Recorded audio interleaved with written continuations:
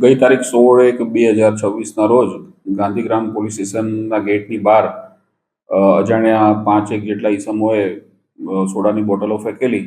ત્યારબાદ ઉપરોક્ત બનાવ બાબતે સ્થાનિક ગાંધીગ્રામ પોલીસ સ્ટેશનના એસીપી તેમજ પીઆઈ અને ડી સ્ટાફના માણસોએ સીસીટીવીને અલગ કેમેરા ચેક કરતા 5 ઈસમો, જેના નામ છે અજય ઉર્ફે સદામ બિપિન મહેતા, વિશાલ રાજુભાઈ ગોહિલ, જેનિસ મહાજનભાઈ હર્ષદભાઈ, જય પ્રતાપ ખાંભરા અને કરણ રાજુભાઈ પરમાર, આ 5 ઈસમોએ આ બનાવ આ કૃત્ય કરેલા હોવાનું જણાઈ આવેલ છે અને એમને અટક કરવામાં આવેલ છે અને આ બાબતે તેમની અટક કરવામાં આવે છે અને પૂછપરછ ચાલુ છે અને ગુનાની તપાસ પીઆઈ કરી રહ્યા છે.